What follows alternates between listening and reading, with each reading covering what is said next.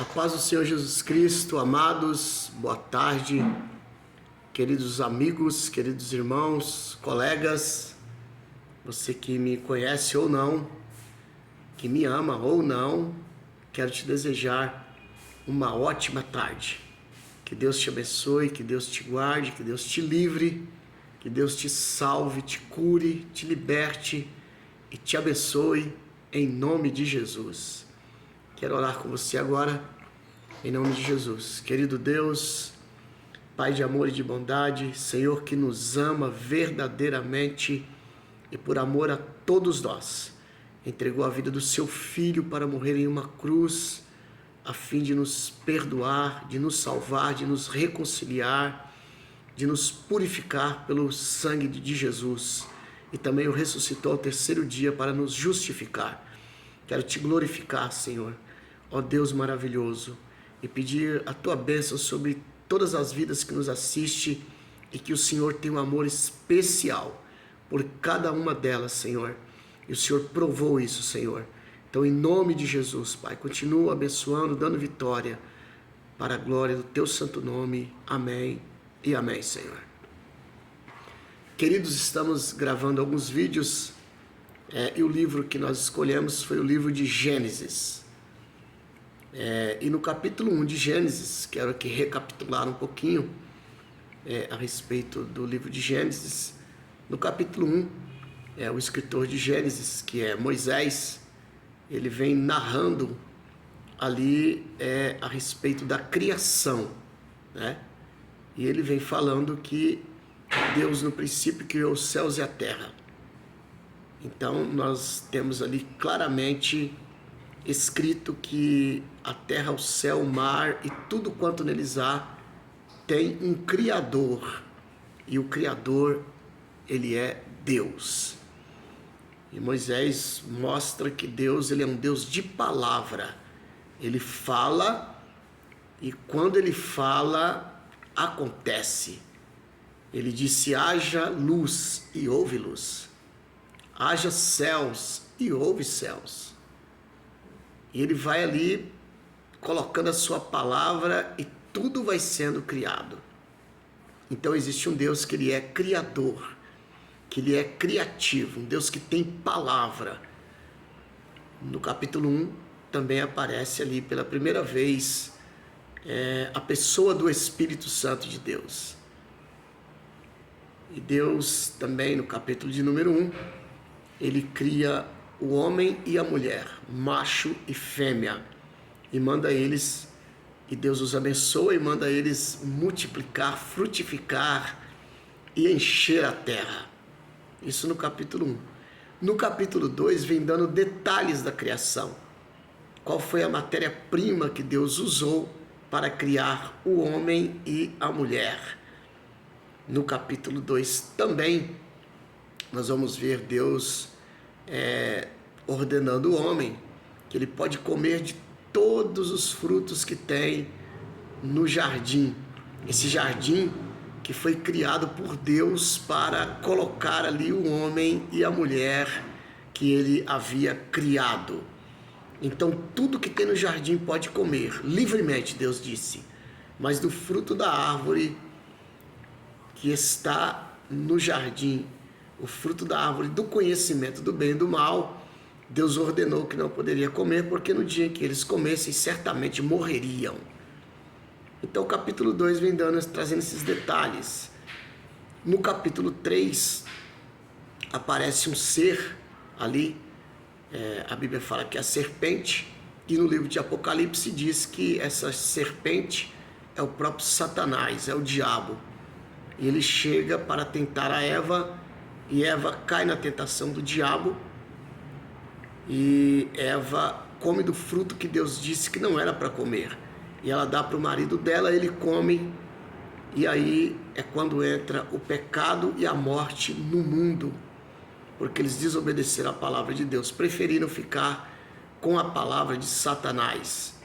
E aí, na minha opinião, foi o dia mais triste de toda a história da humanidade, que foi quando Eva e Adão pecaram, o pecado de desobediência, e entrou o pecado e a morte no mundo.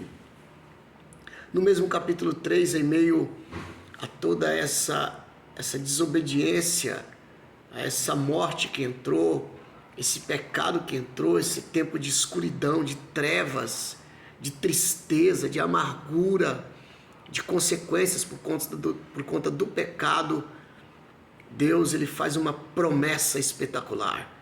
Em Gênesis capítulo 3, versículo 15, no mesmo capítulo que a terra se encheu de densas trevas, em meio a essas trevas vai ali raiar a luz da esperança com a palavra de Deus, com a promessa de Deus, que da semente da mulher ia nascer um que pisaria na cabeça da serpente. Em contrapartida, a serpente lhe feriria o calcanhar.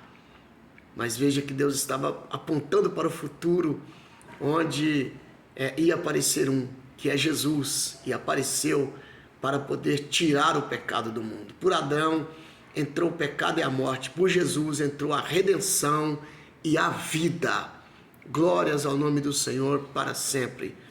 No mesmo capítulo 3, Deus ele vai ali agora vestir o homem, porque o homem ele estava nu, né? Apesar dele ter feito para ele e para a mulher aventais ali de folhas de figueira, eles se sentiam nus, e Deus fez ali, veste para eles ali de uma pele de um animal, também esse animal apontando para Jesus, que com certeza iria ali nos cobrir com a sua graça, com a tua misericórdia, com a tua compaixão, com perdão.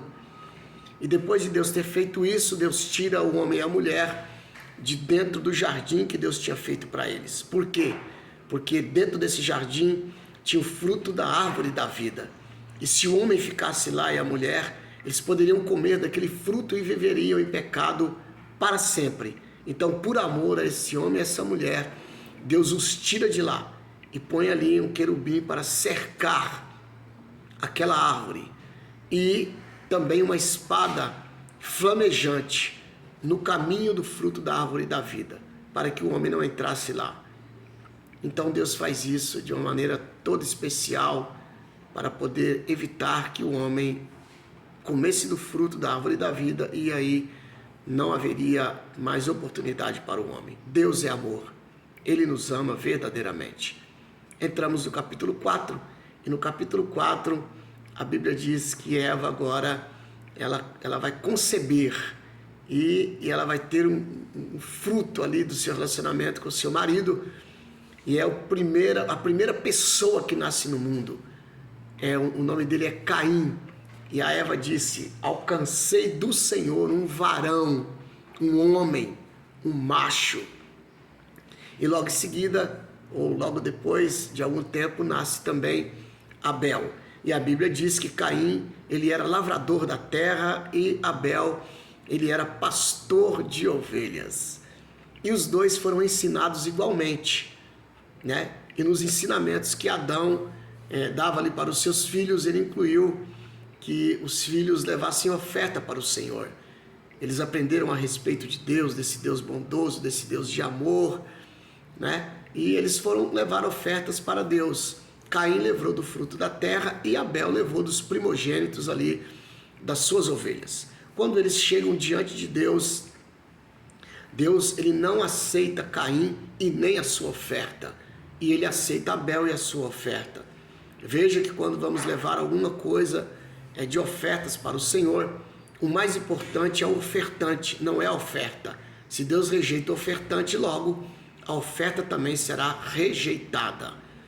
Quando aconteceu isso, Caim ficou irado, o semblante dele caiu, e Deus chama a atenção dele, dizendo para ele: por quê? Faz perguntas para ele: por que decaiu o seu semblante? Por que você se irou?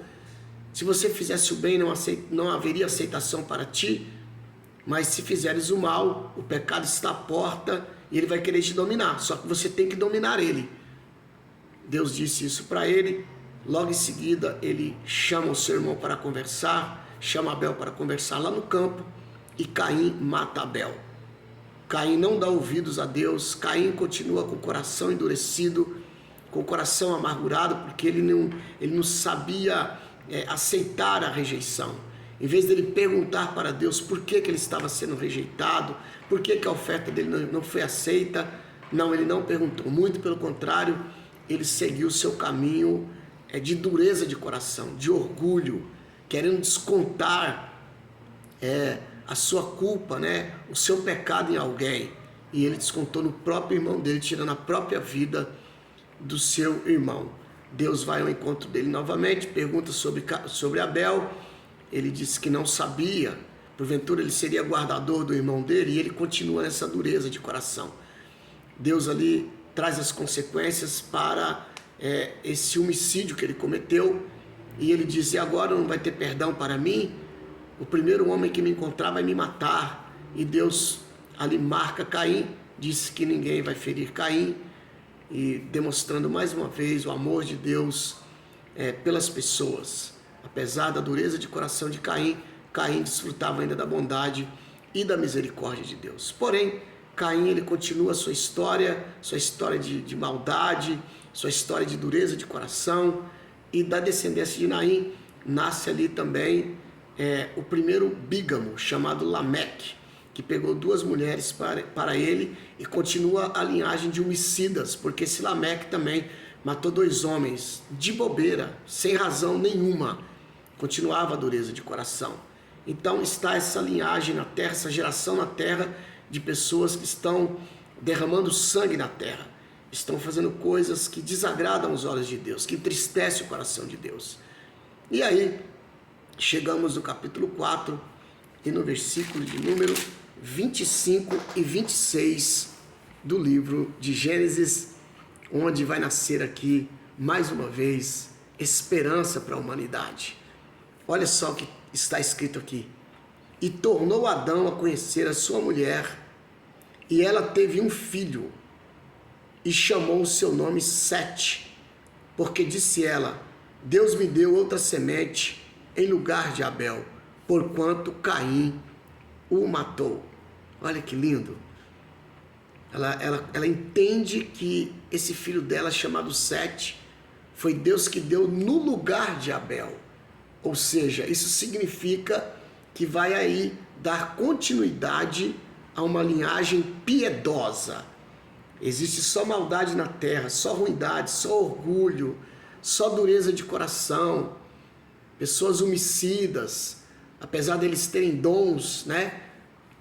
Dons de tocar, né? Ali tem vários dons ali no meio daqueles de dureza de coração, porque ser duro de coração não tem nada a ver com ter talento, certo? Você pode ser talentoso, mas ser duro de coração, tá certo?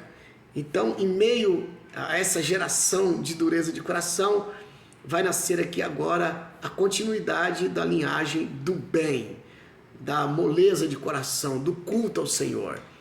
E aí, no versículo 26, está escrito: e a Sete mesmo também nasceu um filho, e chamou seu nome Enos. Então se começou a invocar o nome do Senhor. Oh, glória a Deus!